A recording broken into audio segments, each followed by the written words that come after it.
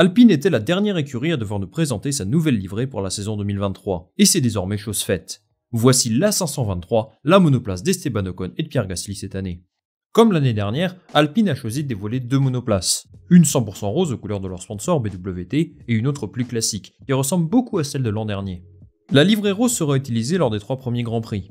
Certains diront 3 Grands Prix de trop, mais bon, je vous laisse vous faire votre propre avis. La livrée classique par contre est sensiblement similaire à celle de l'A522, avec quelques petits détails supplémentaires, comme l'intégration du triangle dans la charte graphique. Comme beaucoup, j'aurais préféré une livrée noire et bleue, mais BWT est un sponsor trop important pour que ça change. Alors malheureusement, je n'ai personnellement pas été invité à l'événement, mais j'ai demandé à un ami infiltré de nous partager son expérience. Écoutons ça. Yo Aldric, j'espère que tu vas bien. Écoute, on est en direct de Londres pour le lancement, le dévoilement de l'Alpine.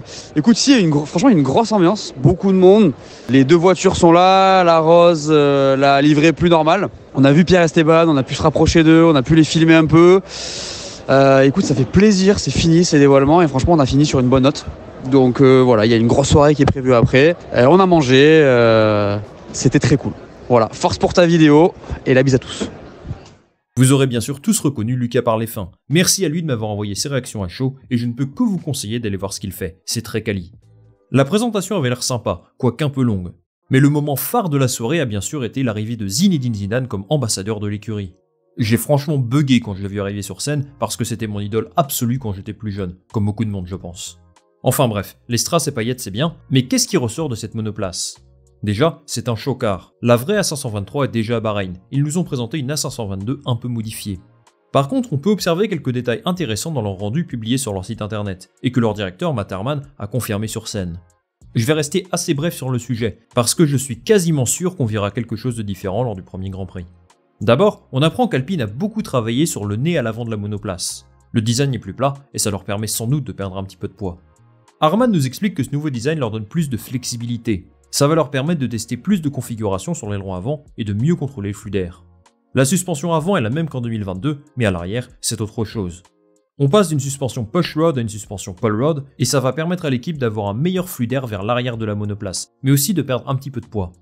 Harman a expliqué que la monoplace a fait un très gros régime pendant l'hiver, et il espère un gain de performance conséquent.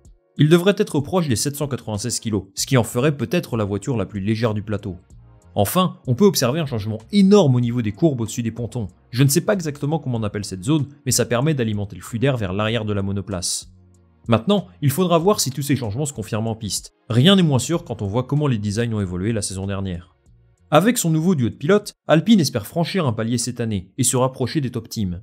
Le gap est très important et on va voir ensemble quels sont leurs motifs d'espoir et leurs objectifs pour la saison 2023. 2022 a été une saison positive pour Alpine dans l'ensemble. Ils ont consolidé leur place dans le midfield, et c'était l'écurie qui était la meilleure des autres. C'était solide. La monoplace affichait de belles qualités et elle était performante sur la plupart des circuits, dans toutes les conditions. Mais au vu de leur potentiel, je ressens quand même une certaine frustration. Ils avaient une voiture au-dessus du reste du midfield, mais il me semble que l'écart avec McLaren en fin de saison n'était pas aussi conséquent que ce qu'il aurait dû être. Alpine a en fait perdu beaucoup trop de points pour des soucis mécaniques. La voiture n'était pas fiable et c'est quelque chose qui a impacté toute leur saison. C'est assez décevant finalement, parce qu'à certains moments, la monoplace était proche des top teams. Ce n'est pas arrivé très souvent, mais ça montre quand même qu'il y avait de la performance. La saison d'Alpine s'est donc plutôt bien déroulée en piste, mais en dehors, on peut dire que ça a été mouvementé. D'abord, la relation entre Ocon et Alonso n'a cessé de se dégrader. En fin de saison, c'était vraiment tendu, souvenez-vous ce qu'il s'est passé lors de la course sprint au Brésil. Ces tensions dans l'écurie ont conduit Alonso à signer chez Aston Martin, et Oscar Piastri devait prendre la relève. Sauf qu'un gros couac est arrivé puisque Piastri a refusé le contrat d'Alpine. En fait, il avait signé secrètement avec McLaren pour remplacer Ricciardo. Cet événement a eu un effet négatif sur la réputation d'Alpine. Déjà que les mauvaises relations avec Alonso ont quelque peu entaché l'image de l'écurie, ce fiasco médiatique leur a fait perdre un peu de crédibilité et a fait oublier à beaucoup d'observateurs la belle saison qu'Alpine était en train de faire. Un personnage clé dans cette histoire a été Otmar Szafnauer, dont la relation avec Alonso a souvent été très fraîche. Cette saison est un beau challenge pour lui, puisque l'A523 est la première monoplace d'Alpine qu'il a entièrement supervisée. Et nul doute que l'ambition est de se rapprocher des top teams. Pour ce faire, Alpine a opéré des changements importants. Au niveau du staff, rien de particulier à noter, l'équipe reste la même que l'année dernière, et c'est quelque chose de bien. Par contre, le nombre d'employés va augmenter. Rossi a annoncé qu'il devrait passer à plus de 900 employés au total cette saison, soit 80 personnes supplémentaires. Ce recrutement est motivé par la même ambition finalement, c'est-à-dire avoir un effectif similaire à celui des meilleures écuries. Le secteur aérodynamique en particulier devrait être renforcé, tout comme les départements moteurs. D'ailleurs, Alpine a beaucoup travaillé sur la relation entre ces deux usines. Si vous ne le saviez pas, les moteurs sont produits à Viry-Châtillon en France, tandis que tout le reste est géré à Hunstone, en Angleterre. Et Alpine est d'ailleurs très fier de cette double culture. Mais l'an dernier, cette particularité géographique a pu avoir des retombées négatives sur l'écurie, selon Laurent Rossi. Si Alpine a eu autant de problèmes de fiabilité, c'est d'abord parce que l'écurie a travaillé sur la puissance de son groupe moteur. Aujourd'hui, le moteur est au niveau des meilleurs du plateau, mais maintenant, il faut qu'il tienne le coup toute l'année. Pour favoriser un meilleur développement du moteur, Viry et Hunstone ont renforcé leurs liens pendant l'hiver, pour optimiser l'incorporation du moteur dans le châssis. C'était les grands travaux d'Alpine pendant l'intersaison, et nul doute qu'on devrait voir des changements en piste, moins d'abandon sur problème mécanique donc. Aujourd'hui, l'objectif d'Alpine est de devenir un candidat au titre dans 80 courses, c'est-à-dire dans 4 ans à peu près. Je ne les imagine donc pas se battre à l'avant de la grille en 2023, mais être un peu plus proche de la 3ème place et un peu plus loin de la 5ème est l'objectif. Cette saison va être importante pour eux, pour savoir si leur philosophie de développement est la bonne pour jouer un titre. Avant de penser à ça, il reste pas mal de choses à régler dans l'écurie. En premier lieu, Savnower indiquait vouloir travailler sur l'état d'esprit et leur capacité d'apporter des améliorations plus vite que l'année dernière. Il souhaite également réduire le temps de développement des nouveaux composants, investir dans de nouveaux outils de simulation et continuer à recruter dans les bons départements. Alpine à mes yeux est donc un projet en construction. Ça prend plutôt bien forme depuis 2021 et je suis convaincu qu'avec un peu de fiabilité supplémentaire, ils pourront confirmer leur bonne disposition de la saison dernière. Il y en a deux qui seraient bien heureux d'avoir une voiture fiable. Je veux bien sûr parler d'Esteban Ocon et de Pierre Gasly. Alors j'ai parlé à maintes et maintes reprises de ce nouveau duo sur la chaîne. Vous n'êtes pas sans savoir que ce sont les deux pilotes que je suivrai avec le plus d'attention cette saison. D'abord parce qu'ils sont français bien entendu, mais surtout pour une raison très simple. Pour moi, cette saison 2023 sera absolument déterminante pour le reste de leur carrière, sportive comme médiatique.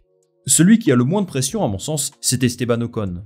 Il a rejoint un club très fermé cet hiver, à savoir celui des pilotes qui ont battu Fernando Alonso sur l'ensemble de la saison. Alors soyons clairs, je pense qu'Alonso a fait la meilleure saison des deux. Il a dû abandonner à 6 reprises, alors qu'Ocon seulement 2 fois, et ça explique leur différence de points. Sa saison est tout de même vraiment bonne. Il terminait dans les points la plupart du temps, et il a réalisé quelques courses très intéressantes. Je pense notamment au Grand Prix du Japon, où il s'est illustré face à un Lewis Hamilton juste derrière lui. Alors qu'il aborde sa 4ème saison chez Alpine, l'objectif pour lui est clair. S'affirmer comme le nouveau leader de son équipe et prouver à son écurie qu'il est prêt à l'emmener au sommet de la Formule 1. Je pense sincèrement qu'il a les qualités pour le faire. C'est un très bon pilote du midfield et maintenant, j'aimerais qu'il puisse passer un palier. Il doit devenir le pilote meilleur des autres, comme l'est aujourd'hui Lando Norris. Le meilleur des autres, Pierre Gasly l'a longtemps été. En 2020 et 2021, ses performances étaient époustouflantes et récompensées par un beau podium en Azerbaïdjan et bien sûr une magnifique victoire à Monza. En 2022, par contre, Gasly a perdu en visibilité, faute à une monoplace bien en dessous des attentes et des performances un peu moins bien, il faut le dire. Aujourd'hui, il fait face à l'un des plus gros défis de sa carrière, peut-être encore plus qu'à l'époque de sa nomination chez Red Bull. Il doit prouver aux observateurs qu'il est capable d'évoluer dans un autre environnement que celui d'AlphaTauri. Aujourd'hui, il y a encore beaucoup de doutes, dans le sens où sa seule expérience en dehors d'AlphaTauri, c'était chez Red Bull en 2019, et ça ne s'est pas très bien passé. Gasly est aujourd'hui plus mature, et il est devenu un vrai pilote confirmé. Il a montré une force de caractère assez incroyable après tous les événements difficiles qu'il a vécus. C'est pour moi son grand point fort, et c'est pour cette raison que je le crois capable de s'imposer chez Alpine. Le Gasly de 2023 n'est plus celui de 2019. Il a accumulé beaucoup d'expériences qui doivent lui permettre de s'adapter rapidement à un nouveau contexte. Face à un pilote comme Esteban Ocon, le défi est de taille, et j'ai hâte de voir ces deux-là se battre en piste. Leur nouvelle monoplace me semble plutôt pas mal, alors j'espère qu'ils en feront bon usage. Les amis, c'est la fin de cette vidéo, merci beaucoup de l'avoir regardé. Dites-moi en commentaire ce que vous pensez de l'Alpine A523 et quelles sont vos attentes pour Alpine cette saison. Moi je lirai tout ça avec attention. Si vous avez aimé cette vidéo, n'hésitez pas à liker, à partager ça autour de vous et surtout à vous abonner, ça m'aide beaucoup pour développer la chaîne. C'était la dernière vidéo des séries de livrets et je ne peux que vous remercier d'avoir répondu présent pendant cette période. On va se retrouver dès la semaine prochaine pour du format un peu plus traditionnel. Salut, à la prochaine!